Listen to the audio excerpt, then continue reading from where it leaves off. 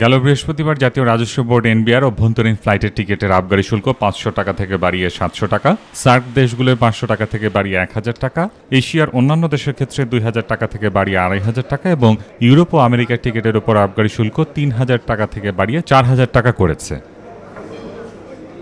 তবে শুল্ক বাড়ানোয় তা যাত্রীদের উপর তেমন প্রভাব ফেলবে না বলে জানিয়েছে বিমান বাংলাদেশ এয়ারলাইন্স।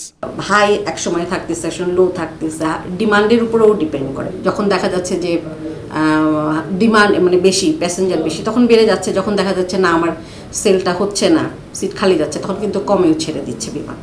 এখন যারা যায় ট্রাভেল করে তারা তো ধরেন কেউ বাধ্য হয়ে করে, কেউ বেড়াতে যায়, খুব একটা প্রভাব পড়ে না। এটা তো নিত্য প্রয়োজনীয় জিনিস কিছু না। যাত্রীদের অভিযোগ, আগের তুলনায় দ্বিগুণ ভাড়া দিয়েও অনেক সময় পাওয়া যায় না টিকিট। দেখেন আপনারা বাংলাদেশ বিমানে যান, আপনারা দেখবেন যে সবগুলো সিট ফাঁকা, কিন্তু আপনি ফিজিক্যালি গেলে আপনি টিকিট পাচ্ছেন না। একটা কৃত্রিম সংকট তৈরি করে এরা একটা দাম বাড়াচ্ছে। মূল্য অনেক বেশি হয়ে গেছে। আগে তো কম টাকায় যাইতে পারতাম, এখন আমাদের জন্য অনেক কষ্ট হয়ে গেছে।